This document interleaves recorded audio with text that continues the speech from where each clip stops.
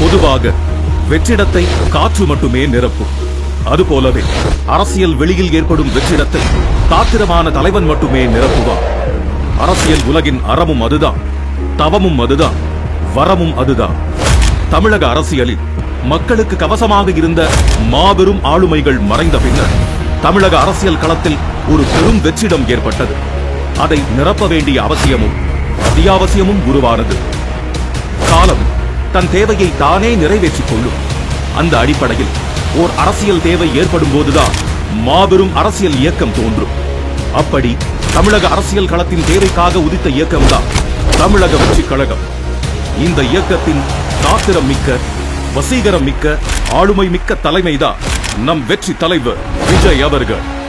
கட்சியின் அமைப்பு, தலைமை கழக நிர்வாகிகள் மற்றும் செயற்குழு உறுப்பினர்கள் 110 பேருடன் ஆலோசனை கூட்டம் நடத்தப்பட்டு அதற்கான அறிவிப்பு வெளியிடப்பட்ட அந்த நாள்தான் 2024ஆம் ஆண்டு பிப்ரவரி மாதம் 2ஆம் தேதி அன்றே இந்திய தேர்தல் ஆணையத்திலும் அரசியல் கட்சி பதிவுக்காக விண்ணப்பிக்கப்பட்டது.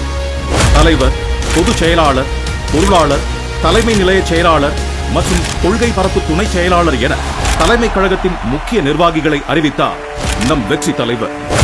பாண்டிச்சேரியில் பாலியல் வன்முறைக்கு ஆளான பெண்ணுக்காக ஓங்கி குரல் கொடுத்த கண்டன அறிக்கைதான் தலைவரின் முதல் அரசியல் அறிக்கை. பெண்களுக்கான முக்கியத்துவத்தை கழகத்தின் தன் இயல்பாகவே ஆக்கினார் நம் வெற்றி தலைவர். கட்சிக்கான உறுப்பினர் சேர்க்கை அணிக்கு கட்சியின் பெண் தோழர் ஒருவரையே பொறுப்பாளராக அறிவித்ததே அதற்கு சாட்சி. கட்சியில் உறுப்பினராக சேர்வதற்கு வாக்காளர் அடையாள அட்டை எண்ணும் ஆதார் எண்ணும் கட்டாயம் என்று அறிவிக்கப்பட்டது. உறுப்பினர் சேர்க்கைக்கென தனிச்செயலி ஒன்று மகளிர் தினத்தன்று அறிமுகப்படுத்தப்பட்டது. தனிச்செயலி அறிவிக்கப்பட்ட சில மணி நேரங்களிலேயே கட்சியின் உறுப்பினர்களின் எண்ணிக்கை பல லட்சங்களாக உயர்ந்தது. கழக உறுப்பினர்கள் பட்டியலில் இளைஞர்களும் இளம் பெண்களும் குடும்ப தலைவிகளுமே பெரும் பங்கு வகிக்க தொடங்கினர். இஸ்லாமிய சகோதரர்களுக்கு எதிரான ஒன்றிய அரசின் குடியுரிமை திருத்த சட்டத்தை கடுமையாக எதிர்த்து அறிக்கை வெளியிடப்பட்டது. சக மனிதர்களுக்கான பாதுகாப்பை உறுதி செய்யும் அரசியல் கட்சியே தமிழக வெற்றிக் கழகம். 2024ஆம் ஆண்டு பாராளுமன்ற தேர்தலில் வாக்களிப்பதற்காகவே ரஷ்யாவில் நடந்த படப்பிடிப்பில் இருந்து தாய்மண் தமிழகத்திற்கு பறந்து வந்தார் நம் தலைவர். அரசியல் நாகரிகம் போற்றும் நம் வெற்றி தலைவர் 2024ஆம் ஆண்டு பாராளுமன்ற தேர்தலில் வெற்றி பெற்ற அனைத்து கட்சி எம்பிக்களுக்கும் வாழ்த்து தெரிவித்தார். அரசியல் கட்சிகளாக அங்கீகாரம் பெற்ற விடுதலை சிறுத்தைகள் கட்சிக்கும் நாம் தமிழர் கட்சிக்கும் தன் மனப்பூர்வமான வாழ்த்துக்களை தெரிவித்தார். ஆளும் திமுக அரசின் அலட்சியமான நிர்வாகத்தால் கள்ளக்குறிச்சி பகுதிகளில் பெருக்கெடுத்து ஓடிய கள்ளச்சாராயம் எண்ணற்ற மனித உயிர்களை காவு வாங்கியது. அதை கண்டு மனம் பொறுக்காமல் உயிரிழந்தவர்களின் குடும்பத்தினரையும் உயிருக்கு போராடியவர்களையும் கள்ளக்குறிச்சி மருத்துவமனைக்கே நேரில் சென்று பார்த்து ஆறுதல் கூறினார் நம் வெற்றி தலைவர். கேடில் விழுச்செல்வமான கல்வியே கேடில்லாத சமுதாயம் உருவாக்கும். இதை உணர்ந்ததால்தான் கல்வி விருது விழாவை ஒரு அறிவு கொண்டாட்டமாகவே நடத்த தொடங்கினார் நம் வெற்றி தலைவர் அவர்கள். பகுஜன் சமாஜ் கட்சியின் தமிழ்நாடு மாநில தலைவரான திரு ஆம்ஸ்ட்ராங் அவர்கள் நடு ரோட்டில் வெட்டி படுகொலை செய்யப்பட்டார். திமுக அரசின் சட்டம் ஒழுங்கு சீர்கேட்டால் நடந்த இப்படுகொலைக்கு தமிழக வெற்றிக் கழகம் தன் கடும் கண்டனங்களை பதிவு செய்தது. அரசியல் களத்தில் கொள்கையை உயர்த்தி பிடித்து தன் கொடியை நாட்ட விரும்பிய தமிழக வெற்றிக் கழகம் தன் தனிப்பெரும் அடையாளமான கட்சி கொடியை அறிமுகப்படுத்திய நாள்தான் 22/8/2024ஆம் ஆண்டு. அன்றே கொடிப்பாடலும் வெளியிடப்பட்டது. தமிழக வெற்றிக் கழகத்தின் கட்சி பதிவு கோரிக்கையை ஏற்ற இந்திய தேர்தல் ஆணையம் கழகத்தை அரசியல் கட்சியாக பதிவு செய்து அதற்கான அனுமதியையும் சட்டப்பூர்வமாக வழங்கியது.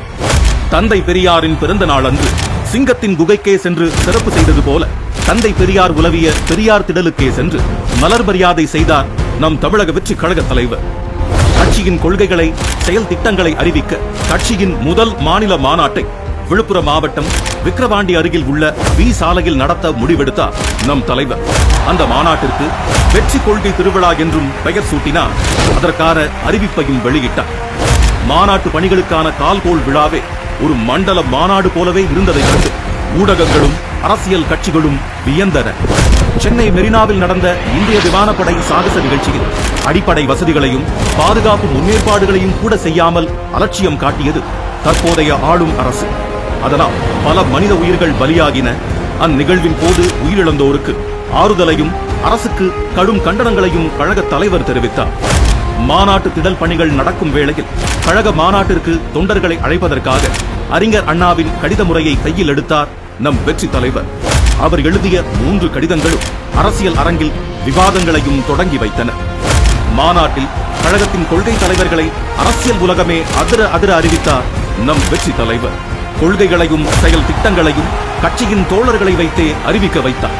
தன் அரசியல் நிலைப்பாடான அதிகார பகிர்வை கட்சியில் இருந்தே தொடங்கினார். உணர்வு பூர்வமாக அமைந்த வெற்றி தலைவரின் மாநாட்டு சிறப்புரையை கேட்டு உலகமே பிரமித்தது. மாநாட்டுக்கு பிறகான மாதங்களிலும் அந்த பேச்சே பேசு பொருளாகவும் பெரும் விவாத பொருளாகவும் இருந்தது.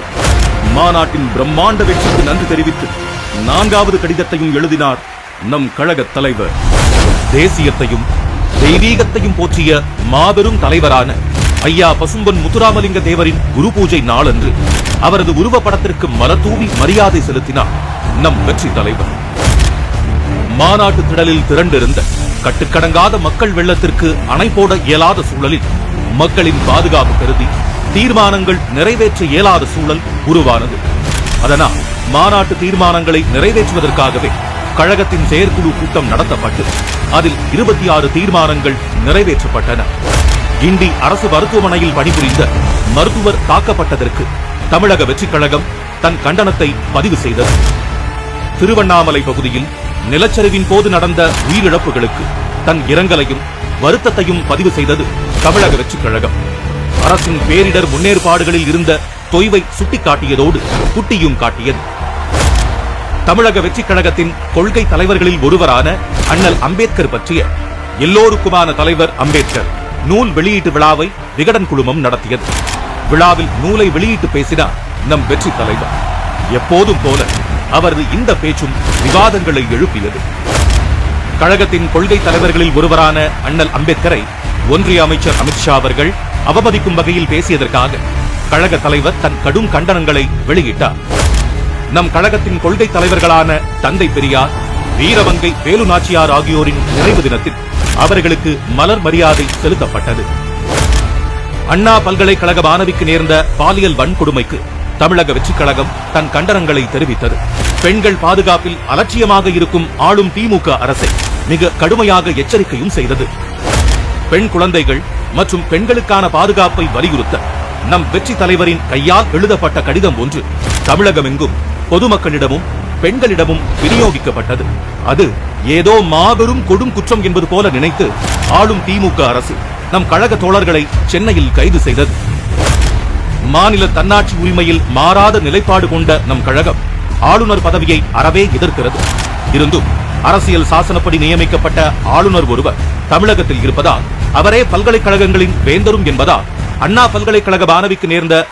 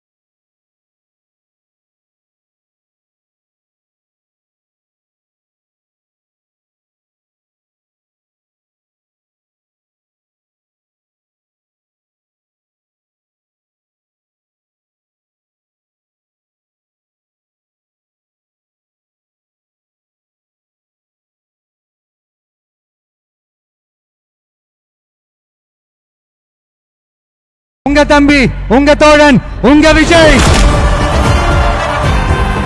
களத்துக்கு வந்துட்டா. ஒவ்வொரு வீட்டில் இருக்கிற ஒரு மகனா, அண்ணனா, தம்பியா, தோழனா, உங்கள ஒருத்தனா, உறவா, நட்பா, நான் வரேன்.